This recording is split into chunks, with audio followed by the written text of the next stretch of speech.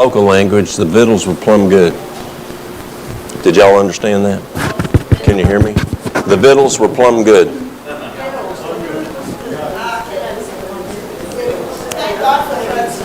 Yes. So, how many of y'all go to this church? Okay, great. How many of y'all don't go to this church? All right. So, the reason I come out, why do I come? The reason I come is I'm convinced on the statement that I quoted last night. Soon there'll be no work done in ministerial lines but medical missionary work. That's why I'm here. Pardon? Yes. And so, yes, I want to help y'all with, health issues. But the number one I'm here, it's not to help you with your current health issues. The reason I'm here is a Train the Trainer program. To put a fire under us. Oh, there you go. It's a Train the Trainer program. As I go to Africa and as I teach, and I tell them, I don't want you to be selfish. I don't want you to just keep this information to yourself. Now, the people I teach in Africa are ambassadors, members of the parliament. They may be an army general's wife, the guy who is second in command in the military, like the assistant secretary of defense. They call them ministers there. The guy who is, and they're very, very, very modest. The top guy in law enforcement in the whole country. Who else? The head of the World Health Organization for the country. That person's mother. And so that's the kind of people I'm teaching there, physicians and pharmacists. And I tell those people, do not be selfish. Do not keep what I'm teaching you for just yourself. I want you to teach Rwanda. Teach Rwanda healthy lifestyle. Teach Rwanda about God is the one that does the healing. Now, most of these are Christians. Rwanda is a Christian country. But very few of them that come are Seventh-day Adventist. And I say to y'all, don't be selfish. Gain the knowledge and become medical missionaries, as you saw last night. So as you listen this afternoon, as you listen tomorrow, don't think of it as, well, what can I do to help me? Yes, that's good. I'm okay with that, but not that only. Look at it as, what can I learn that I can now learn to put in my toolbox that I can help my neighbor, that I can help my brother, my sister, my co-partner, my co-worker, or whoever it may be. And that's what you want to be able to do. Because really, there's not much time. There's really not. And as I mentioned last night, if you're not a medical missionary, you'll be on the unemployment line. God's very clear that if you can't do medical missionary work, that will be the only way to spread the gospel at the very, very end. And therefore, you won't be able to spread the gospel. That is a tool that He has allowed folks to use. And if you don't know it, you will not be spreading the gospel. And that's our mission, is to spread the gospel. What I'd like to talk about first this afternoon is the immune system. Oh, and if you want to, you can take a picture of that thing right there, that QR code. That will give you our phone number and our website and our Facebook and our YouTube and TikTok and all that kind of stuff. There's a number of lectures that I do that are on those. Right now I'm doing a program on Facebook, and it started January the 1st. It will end next week on the 31st. It's a 31-day program that's free. I have people from South Africa to the Philippines to all over Europe to all over the U.S. That are watching. And it's just how to put a systematic program together for you to be healthier. And you can go back to January 1st and follow each day. Each one's just 30 minutes. Most of them. Some of them are a little less. Most of them are just 30 minutes. And you can do that program. And I had a guy call me yesterday. I mentioned it to someone last night. A physician called me yesterday and said, a guy called me. He says, I'm at my doctor's office and my doctor wants to talk to you. I'm thinking, okay, what's this? They're in Michigan. And I said, yes, sir.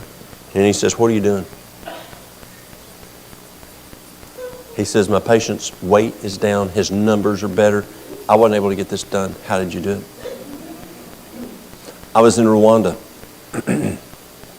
And you know how one side of the government doesn't know what the other side's doing? One hand doesn't know what the other side's doing? And so I'm invited to come there and speak from the parliament of the country. The parliament invited me to come speak and teach.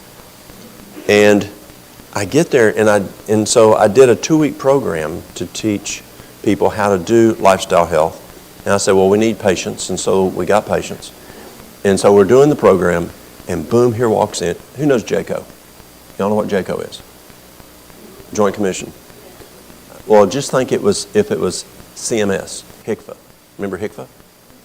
Just think it was the feds walked in and said, okay, we're taking names, we're taking heads, And here walks in the head of the World Health Organization for the country, and which later came through the program, and then the assistant to the Minister of Health, who now is the Minister of Health, because the Minister of Health at that time got fired because they were not properly prepared for COVID, and the president fired him. So now the assistant is now head of health. They walk in, and they say, what are you doing here?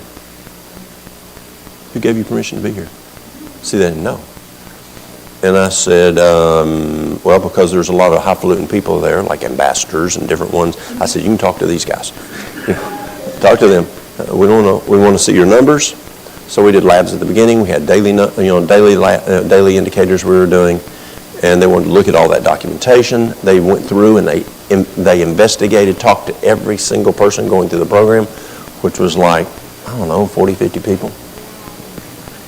And after they finished, they had an exit conference. They go and they talk themselves, and then the guy comes up along with the World Health Organization person and said, you're not going back to America. You're not going back to America. And in Rwanda, that can happen. They got machine guns and shotguns, that can happen. And I'm thinking, what do I say? And I said, you better talk to my wife about that. And he did not laugh. He did not laugh. He said, we have been looking for what you're providing. He said, we spent all kinds of money on conventional health, and it is not working. He said, President Paul wants to be the Singapore of Africa by 2030. And he said, we cannot get there with sick people and with spending the money in health care that we're wasting right now. He said, we want you to teach our doctors what you're doing. And that's what we're doing. And, that's the kind of stuff that y'all can learn and do. I'm just no farm boy. I can do it, you can do it. That little kindergarten girl can do it, you can do it. We talked about last night. So it's simple stuff. So let me share. Optimal immunity, even. We're going to look at what is the immune system, things not to do, things to do, and things to take. What is the immune system? The immune system distinguishes self from non-self and eliminates potentially harmful non-self molecules and cells from the body. The immune system also has the capability to recognize and destroy abnormal cells that derive from host tissues. Any molecule capable of being recognized by the immune system is considered an antigen. The skin, cornea, mucosa of the respiratory and gastrointestinal tract form a physical barrier that is the body's first line of defense. Some of these barriers also have active immune functions. As we look at, one of the things you want to do is look at where the holes are.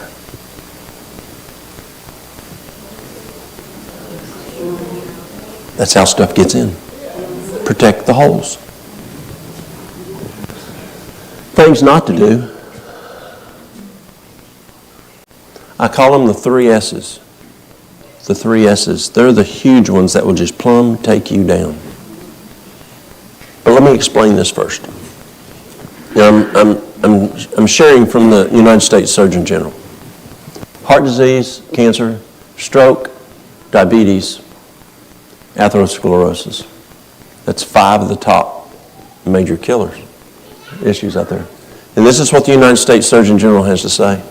Dietary excess and imbalance cause much disease and death. This is the Surgeon General. Diet has a vital influence on health.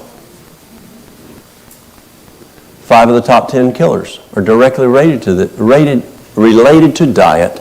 This includes heart disease, cancer, stroke, diabetes, and atherosclerosis, and I believe the other 5 also are impacted personally.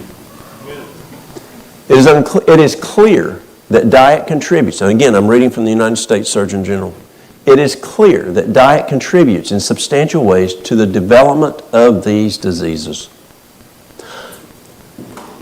I'm not a big government person. I believe let our states run themselves and let our communities run themselves, and I just see a lot of waste, you know. One agency, though, I'd like to see broken in half is the FDA. Because you got the fox guarding the hen house. Food, Drug Administration. Separate them. Let food take care of nutrition. Let drugs take care of drugs. Because when drugs allow things to happen in nutrition, people get sick. And I just think it's a breach of conflict. It's a conflict of interest. It is clear that diet contributes in substantial ways to the development of these diseases, we say again, and that modification of diet can contribute to their what? And control. And I'd like to say reversal. I find reversal also. Would y'all find reversal? Yeah, absolutely. That would have been going a little too far, I guess, but they didn't. But still, prevention and control is a huge statement. How do we weaken our immune systems? So why do I tell you this? It is because there's a cause and effect. There's cause and effect. And as I was talking this morning, or was it? I'm trying to remember where I get confused when I talk. When I said what? But it may have been yesterday I was talking about this. But there's cause and effect. And this is a cause and effect issue. And as we look at the immune system, it is a cause and effect issue. And these are the 3 big S's. Sugar, stress. Anybody know the other S? Sleep deprivation. Yes. So sugar. Who's read Neil's book, Proof Positive? It's an old book. Yeah, Neil wrote it back in the late 90s or mid-90s, something like that. But it's still good science in there. And in there, Neil says that a 12-ounce soft drink, just a 12-ounce soft drink, will wipe out your immune system approximately 50% for 4 hours. And then he says, if you add a Snickers bar to this, and that's the one he chooses. What? Yes. A Snickers bar like when we were kids, not the Snickers bars today. I'm talking the Snickers bars when we were children. That Snickers bar, according to Neil Nedley, and a 12-ounce soft drink will wipe out your immune system. Only 1 white cell out of 14 white cells are going to work. It anesthetizes 13. They say it's like putting blinders on them for the next 4 hours. And you're running off only 1/14 of your immune system for the next 4 hours. The effects of a milkshake, the effects of a piece of cheesecake is like 92% of your immune system just knocked out for the next 4 hours. It's the sugar. It's the sugar. And if you want to see the numbers even bigger, just don't go 12 ounces. Go 16, 24. Do a gulp. You know the gulps? Do a liter, do 2 liters, do 3 liters, and look at what it does to the immune system. When I worked in regular health care, I did a lot of teaching also. And I would go and I would speak at conferences. And so I'd leave the home and I would stop and I would get my energy for the morning. And guess what it was? What was it, Mary Lou? It was a Dr. Pepper and a Snickers bar. Back in the car, I'm driving again. I got my energy now. And then I would get to the meeting. And in the back, they'd have a table. In the back on that table, they didn't have water back then. It was maybe a little bit. It was, soft drinks and whatever. And then they had Danishes. And I mean good Danishes. And there's plenty, and you didn't want them to go to waste, and sometimes more than one. And you'd go in you'd go up and let's say that old Henry over here, he'd had him a cold, and he just rubbed his nose real good, and he'd come up and we'd shake hands. Henry, how you doing? And then I'd take and eat my Danish some more and putting it in the hole. What had I done to my immune system? Wiped it out. I did. And so I encourage you to read the book Proof Positive by Dr. Neil Nedley. Stress. In Neil's book, is it in Proof Positive? No, I think it's either in Proof. No, I think it's in Depression on the Way Out. It's one of the two. He talks about stress. He says 1 minute of anger will wipe out your immune system significantly for 6 hours.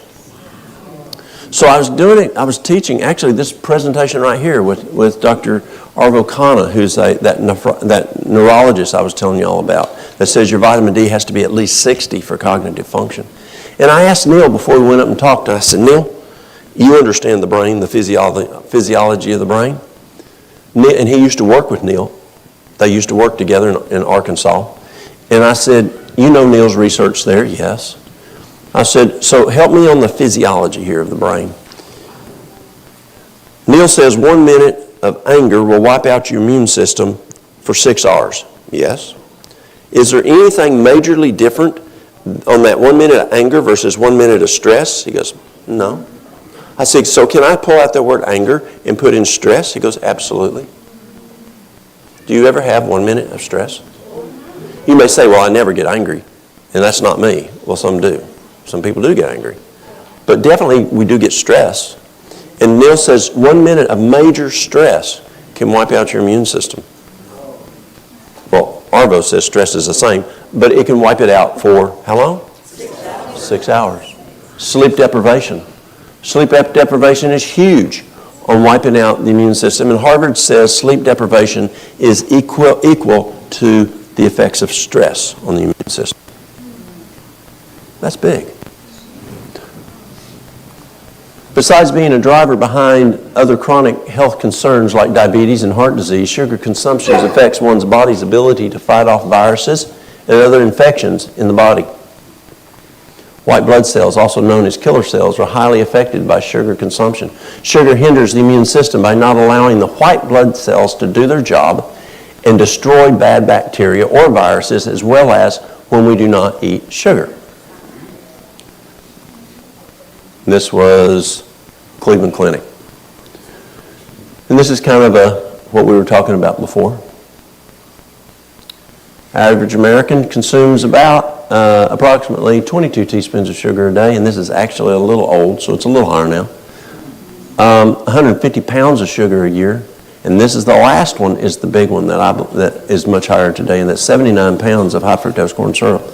And that stuff is in ketchup. It's even in bread. It's in pickles. If you have sweet pickles, it's in pickles. I mean, if it's sweet, it's got high fructose corn syrup. Now, what's the other problem with high fructose corn syrup? Besides it drops your immune system, it comes from what? Corn. And that corn is what? That's right. And now you got all kinds of issues with the corn.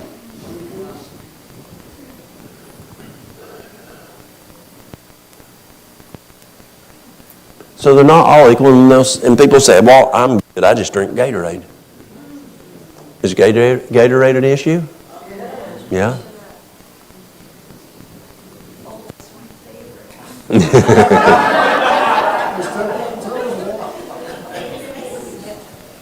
Let me tell you what, in Rwanda, they love their donuts. They love their donuts.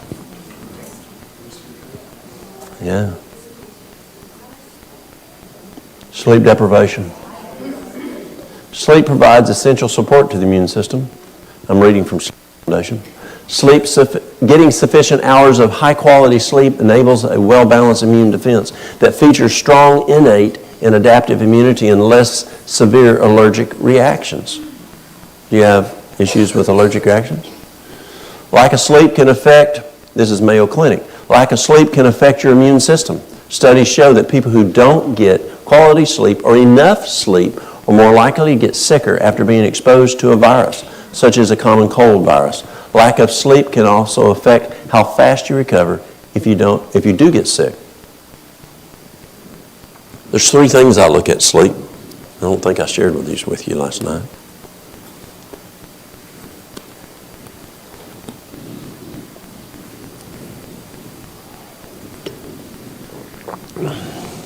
The first thing is the hours of sleep. Most of the literature says 7 hours. Yes, the Breesel-Belloc study said 8 hours. So we know there's a volume of time. And the next thing to look at is when do you lay down.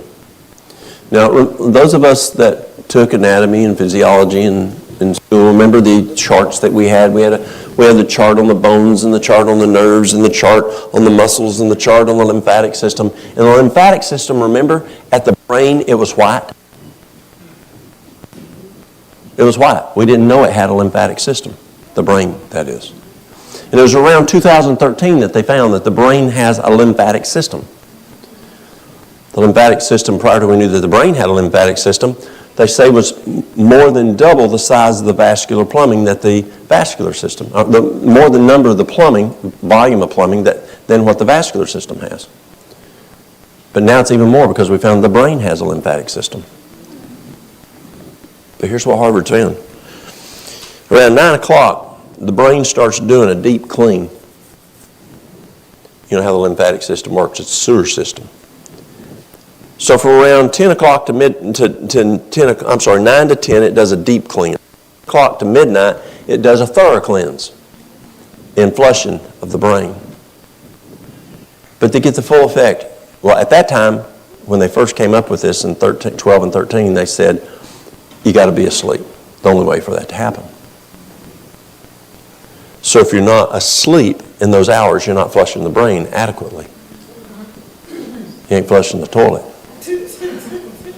But then Harvard came out maybe 2 years later, and I'm not surprised that they found this research. Now, what is it that turns on the lymphatic system? Motion. Exercise. Motion. Turns on the pumps. Well, Harvard said, though we thought the only way of turning on the lymphatic system was those hours of sleep before midnight, but they found another way. But they said to get full benefit, you had to have 2. That second way was exercise. But to get the full benefit of the lymphatic system, you need both to be asleep, those hours before midnight, and have exercise also. You don't have a pump for that. There's no pump for the lymphatic system here. The diaphragmatic breathing exercise is the pump that pumps all that through. Well, actually the lymphatic system has thousands of pumps. And what turns them on is movement. Mm-hmm. Yes. And if you're sedentary, it's not moving. It's like sewage not moving.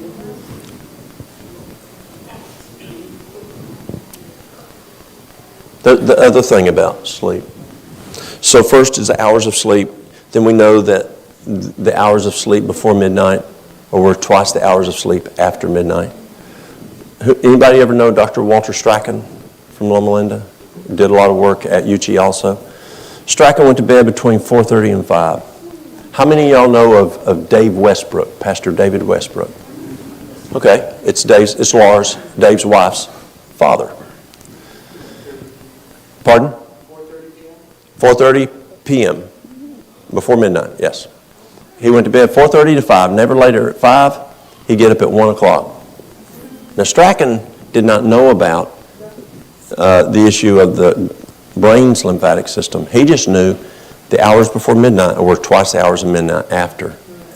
And so he went to bed between 4:30 and 5. He got up at 1 and started working. He had those turbo hours of sleep. He is a psychiatrist. So that's the second thing so the first thing is the number of hours of sleep. Second thing is the timing of going to sleep. And the third thing is, are you getting contiguous sleep? You know, are you waking up? Do you have sleep apnea? I saw a chart one time. The person woke up on the sleep apnea on the sleep study 700 and something times they woke up. How can that? Yeah, I mean that's just constantly waking up, going to sleep. You know, that had brain disturbance. Guys getting up to go to the bathroom. Whatever it is, folks aren't getting into that REM sleep. We got to have that REM sleep to have that good sleep, as we talked about earlier. So those are three major issues you want to look at on sleep, on the daily sleep. The next one's stress. Many of today's illnesses and diseases are triggered by chronic stress, which depresses the immune system and wreaks havoc on every organ system in the body. Psychology Today. Exactly how stress causes and contributes to disease is a question of particular interest to researchers. There are two likely pathways. One is behavioral. People under stress sleep poorly, are less likely to exercise. They adopt poor eating habits, smoke more, don't comply with medical treatment. Stress also triggers a response by the body's endocrine system, which release hormones that influence multiple other biological systems, including the immune system. This is Carnegie Mellon University. And here's where this is the actual picture in Nedley's program. 1 minute of anger, which Neil says, which Arvo says stress can be in there, can suppress your immune system for 6 hours.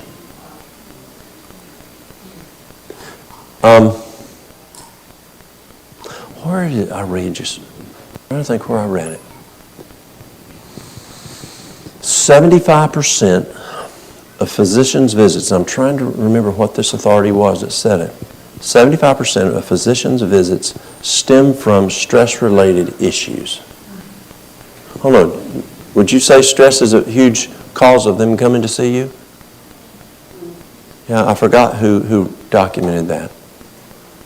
That's huge. Now, if you want to cut your visits down to the doc, control your stress. If you want to increase your business, make people stressed. So things not to do: sugars, sleep deprivation, stress, a poor diet, vitamin D deficiency, alcohol, obesity, smoking, dehydration, and internet addiction. Well, look at that. A poor diet. Diets that are limited in variety and low in nutrition. Let me explain this. T. Colin Campbell is the man who coined the term what? Plant-based. That's right. T. Colin Campbell did. So plant-based, what kind of food falls within plant-based?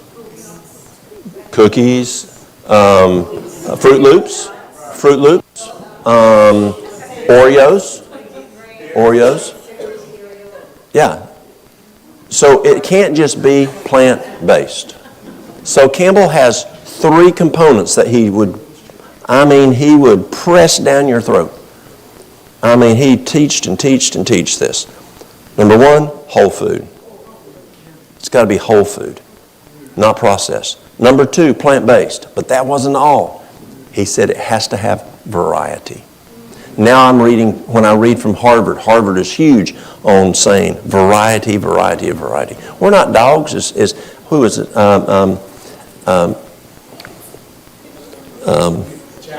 Jackson. Who said that? Yeah, Thomas says. Yeah, Jackson says dog food, same-o. Yeah, exactly, it's Jackson. We don't want to eat like our dog, the same food all the time. God gave us a variety of nutrients. Has all kinds of different nutrients in each one. And now they're buying all different kinds of foods for their dog. People are finally identifying that. That's right. So, what does it say here? Diets that are limited in variety,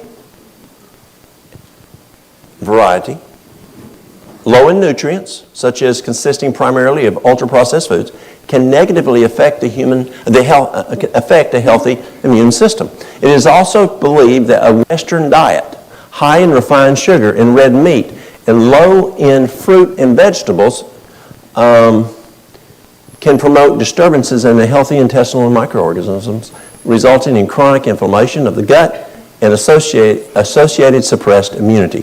Now, during COVID, we learned that 75% of the immune system is determined by the gut health. Very, very important. And we're talking about as the intestinal microorganisms. Vitamin D deficiency. People say, well, I take 5,000 IUs a day, I'm good. No, the last time I went to Africa, I took this guy. He's a black physician down in South Georgia, Irvin Davis. Who knows Dr. Davis? Okay, Davis went with me. And so as we're teaching, Davis says, he goes to the folks, we got sunglasses on our skin. He says it takes 6 times more exposure to sunshine than it does for Walt, for us to get the exact same amount of vitamin D. Now that's variant on the darkness of the pigmentation. So I tell you the story. Lady comes in. She's showing me her labs. She's Caucasian, so that tells you something. She works in landscaping year-round. That tells you something. She takes 5,000 IUs of vitamin D a day, and her vitamin D level is 12.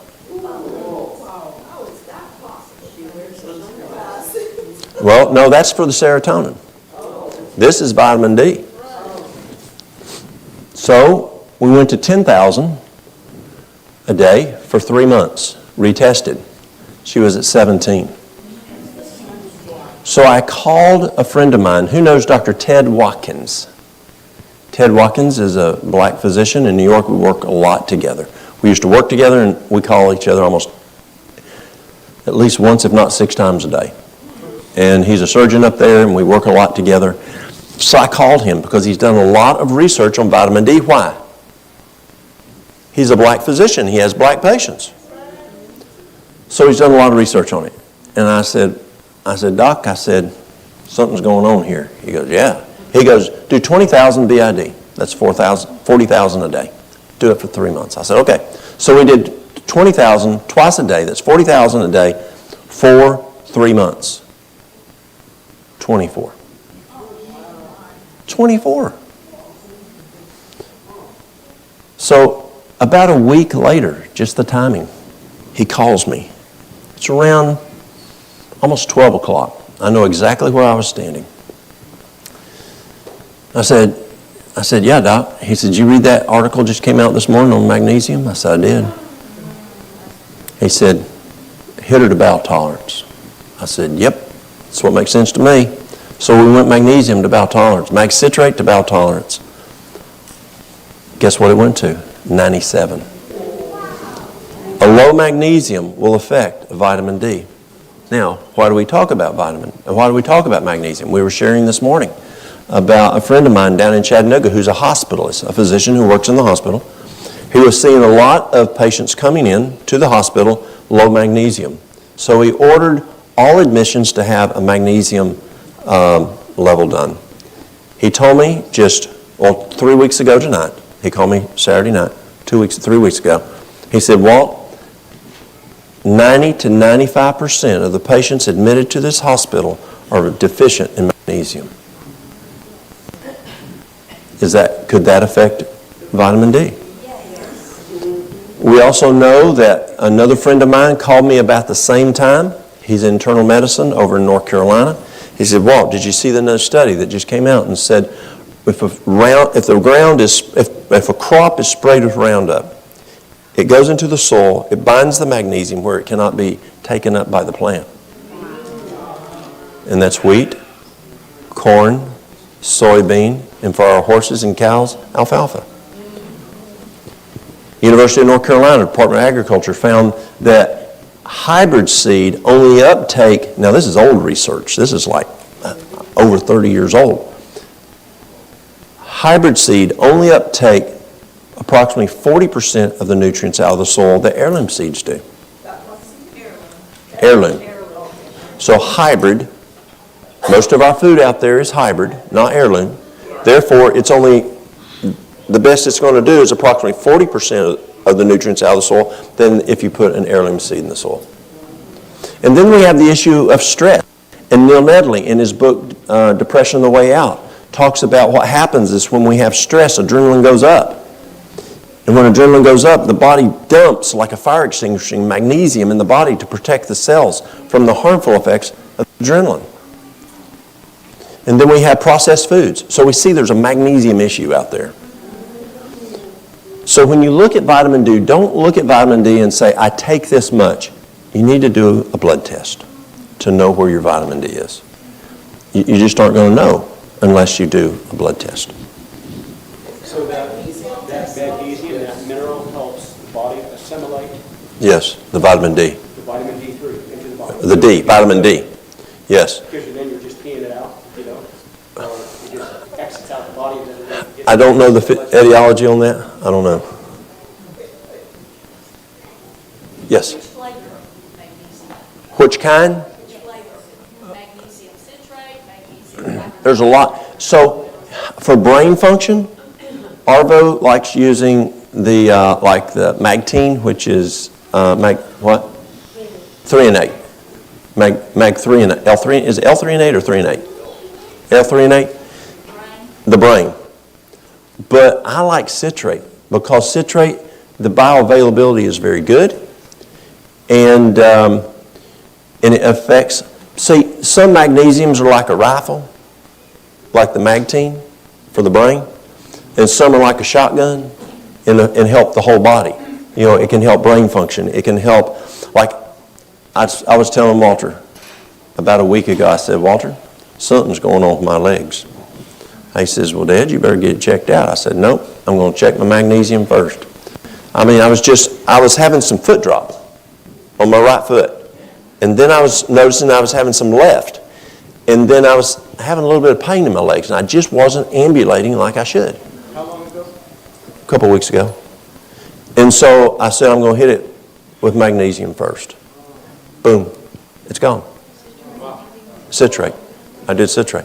My question was, do you get a test for magnesium in your blood work? You can. As we were talking this morning, you can get a magnesium. Most magnesiums out there historically have been a blood serum, but now we have hospitals and physicians are requesting an RBC, a magnesium RBC, and they're claiming that's more accurate. It's more accurate. So vitamin D deficiency, deficiency in vitamin D is associated with increased autoimmunity and in increased susceptibility to infection. What did we find out this morning that low vitamin D does? It affects brain processing speed. Yes? The mag citrate, isn't it usually to give you causes diarrhea? Well, we think of that because physicians will use it prior to a colonoscopy. Right. But we use it for all kinds of stuff. And as long as you go to bowel tolerance, we're doing good. And we usually, what I'm sharing this weekend is not a cookie cutter. Everybody's different. But, I had a guy who couldn't even tolerate 400 milligrams. Yeah, he had restless leg syndrome. And see, 75% of restless leg syndrome is claimed to be from magnesium deficiency. The next one is dehydration, the next is potassium deficiency, and the next is iron deficiency, which the ER docs are telling us there's more and more iron deficiency out there today. And they claim it's because people just ain't eating green leafy vegetables. But I find most folks, if we do 400 milligrams in the morning, 400 at noon, 400 in the evening, if we're really needing to boost it up, most folks can handle that in divided dose without having a bowel intolerance issue. For cardiac, if we have a person with cardiac, we'll do mag citrate to 2,000 a day or to bowel tolerance. As long as we're doing divided dose, we do pretty good. Now here's the confusion. If they're adding a bunch of C with it, C can also cause bowel intolerance. And so, you go both of them and you're not sure which, is it the C or is it the max citrate? But, yes. So what would you recommend if you have bowel intolerance with the max citrate? So You take in some, mix it with some kind of fibrous thickener. fiber's always the great way to thicken things up.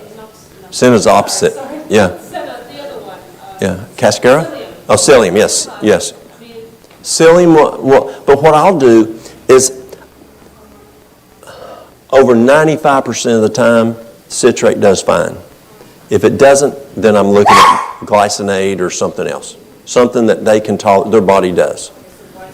Yes. And so but at least 95% the citrate does a great job. And I like the bioavailability. And that's like a shotgun. It's helping the brain function. It's helping the nerve function throughout the body. It's helping the muscle issues. It stimulates peristalsis. My favorite, if a person has constipation.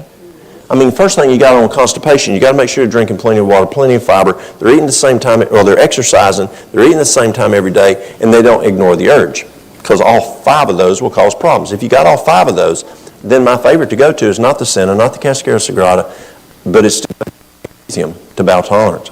That probably because they're already deficient in magnesium anyway, and that also helps with the bowels. You're welcome. What were the 4 things for restless leg syndrome again? Number 1, the research shows that 75% of restless leg is magnesium deficiency. Of those with restless leg, 75% it is magnesium deficiency. Number 2 is dehydration. Number 3 is potassium deficiency. And number 4 is iron. But that is climbing up. And so I expect that 75 to start to be changing. Yes? So where does vitamin K fit in with that? K helps, K2, MK7 even better, helps in the absorption Right. of the magnesium. I'm sorry, of the vitamin D. I'm sorry, I mistook. Of the vitamin D. So, yes, there's K2, but K2, MK7, there's K4, but MK4, but MK7 works even better. So, yes, the K2 is important, but here's the problem I find. People take them in combination, and they hog-tie themselves. They can't take enough vitamin D because you don't want to take too much K2. And it's recommended 2, maybe 300. So I would rather a person take that separate and then take the vitamin D as needed. D3 and D2. D2 is plant-based. D3 is both, plant-based or animal. And D3 stays, we're told D3 stays in the system twice as long. Well, I thought D2 was what's in that. D2 is plant-based. Oh, is it? Yes, plant-based. Now in the K3, you can have mushroom, you can have seaweed. What else? Mostly mushroom and seaweed. There may be another one. What?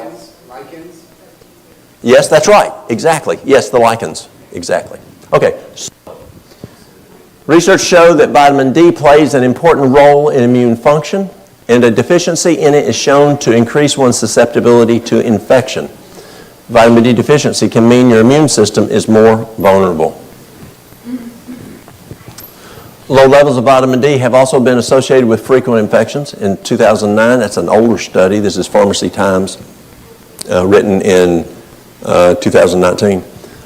In 2009, the National Institute of Health warned that low vitamin D levels are associated with frequent colds and influenza. And the key is, it's not how much you take, it's where you need to go and get a lab test. People say, well, do I need to take B12? Get a lab test. Do I need something for my cholesterol? I don't know. You got to get a lab test.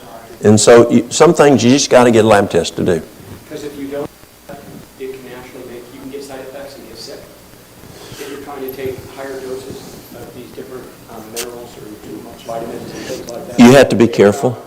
You have to be careful, yes. They throw things out of whack. Vitamin D, for example. Vitamin D, it is said if you get over 120, 130, you could get kidney stones. It is very rare, but you could have some arrhythmias. There's a physician down in Atlanta when she's attacking cancer. If you're stage 4 cancer, she's pulling your blood level up to 205 or 210.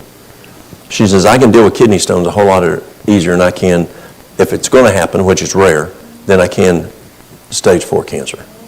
So, but just keep it at 100. At 100, you'll be fine. Take the lab work and see what it is. We want to be smart in this. Levels of vitamin D. Okay, I read that one already. Alcohol. Now, what, first of all, is the problem with alcohol? Sugar. What else?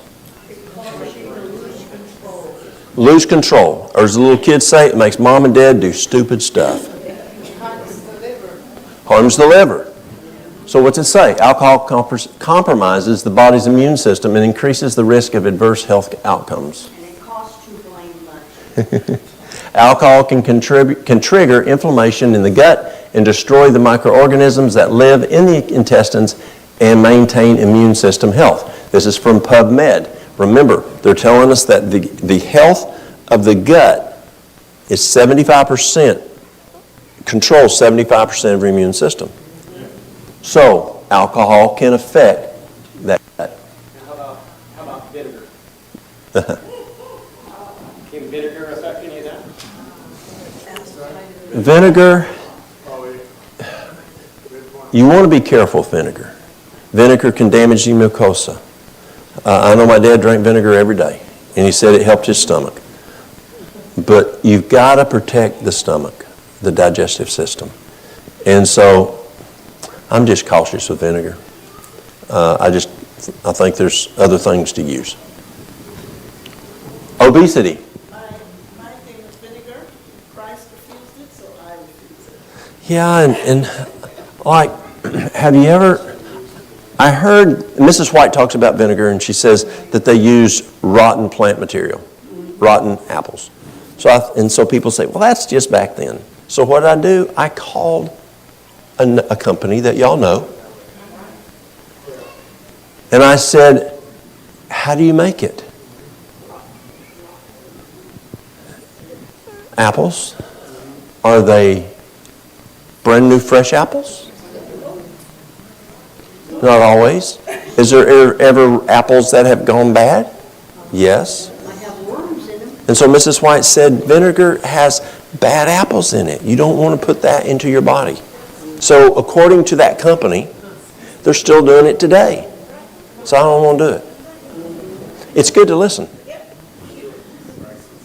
Cambridge University, obesity. Obesity, like other states of malnutrition, is known to impair the immune function, alter leukocyte count, as well as cell-mediated immune response.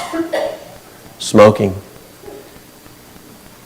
Smoking harms the immune system, and this is the CDC, and can make the body less successful at fighting disease. Dehydration. The results suggest that dehydration resulted in immune suppression, including decreased neutrophil function. Wait a minute. She's drinking Pepsi. What's that have to do with dehydration? What? Caffeine. Is caffeine a diuretic? Internet addiction. Has anybody ever heard of internet addiction? Okay, let me share something with you. This is really interesting.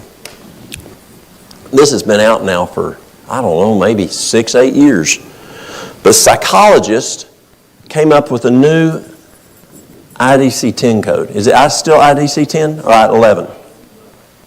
Is 10 now?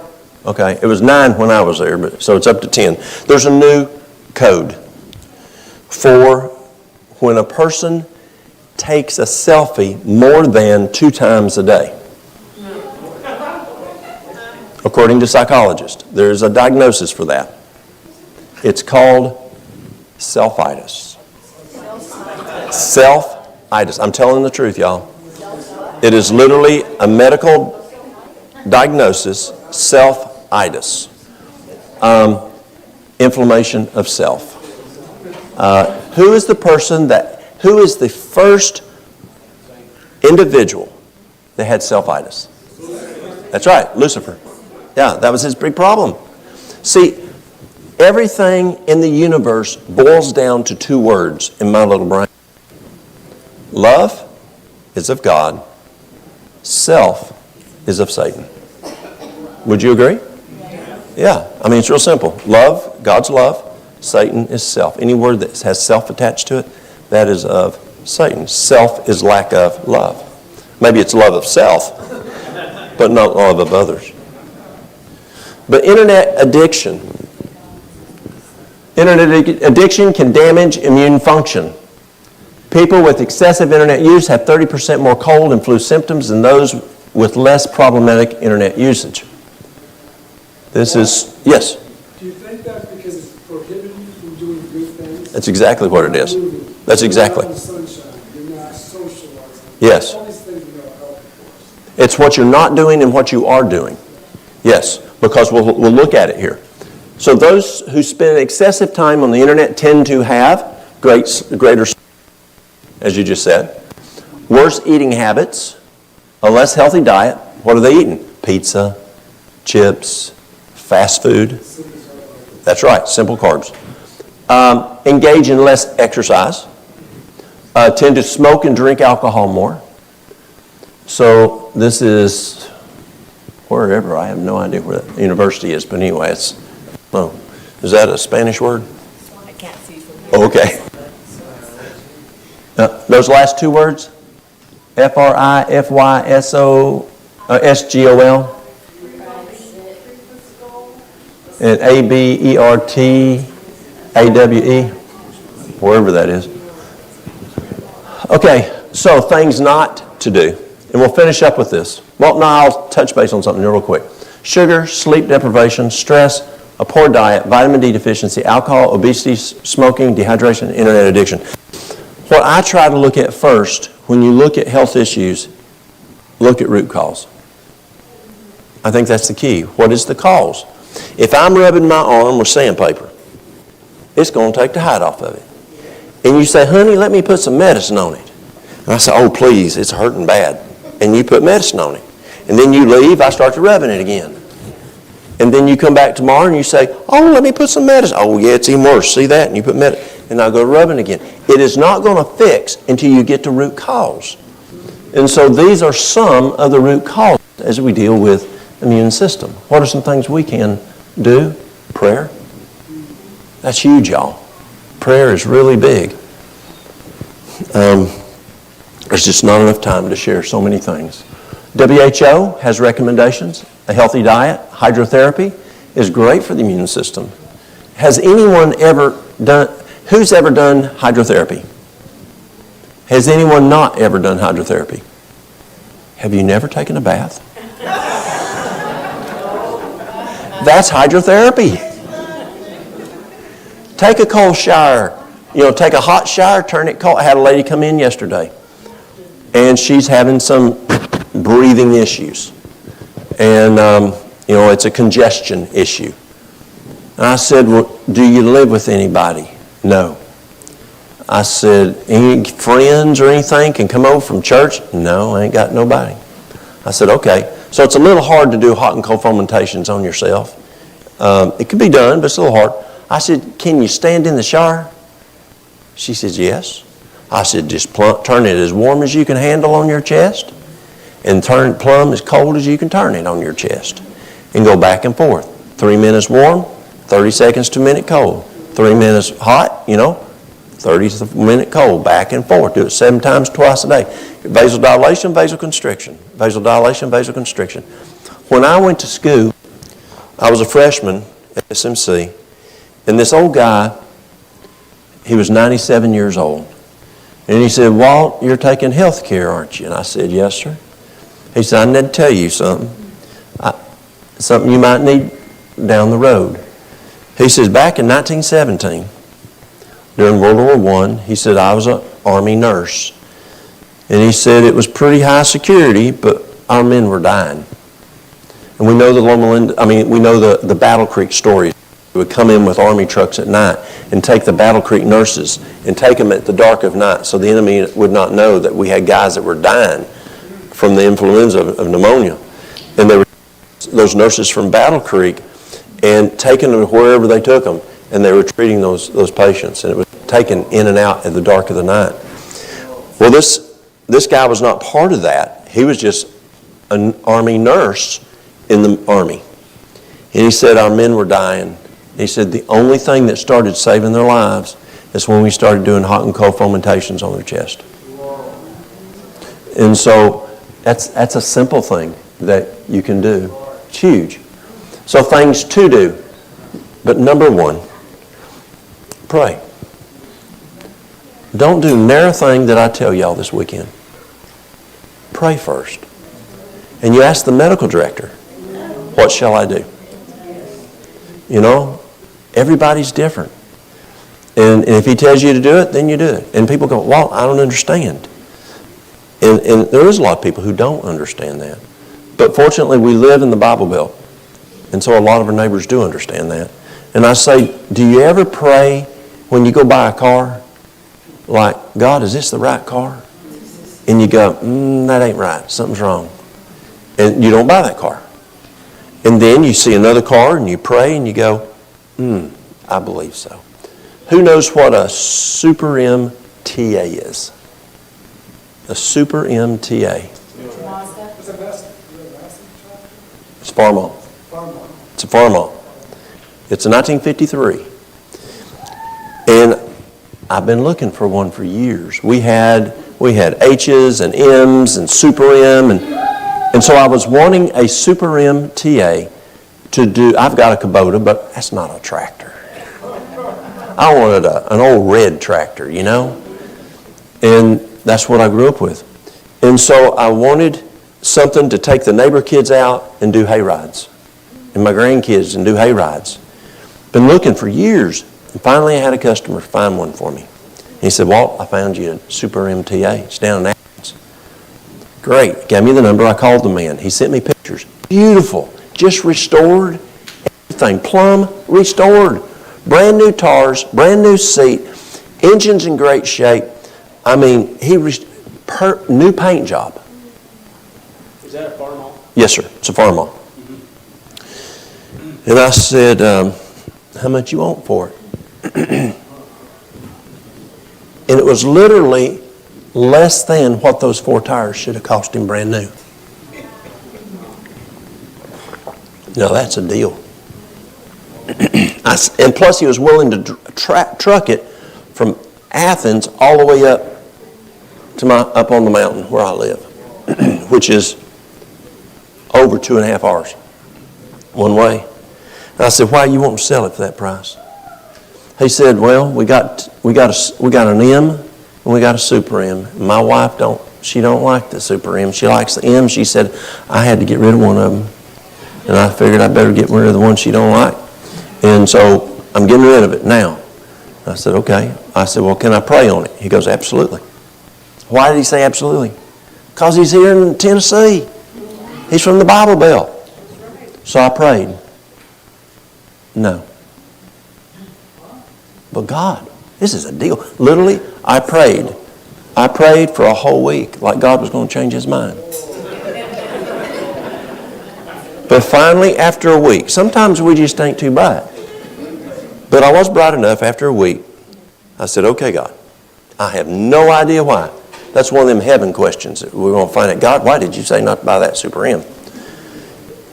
So I called that man up. And I said, sir, I have no idea why, but God said no. Can I ask you a question? Yes. How did you know that God said no to you? It didn't feel right. Okay.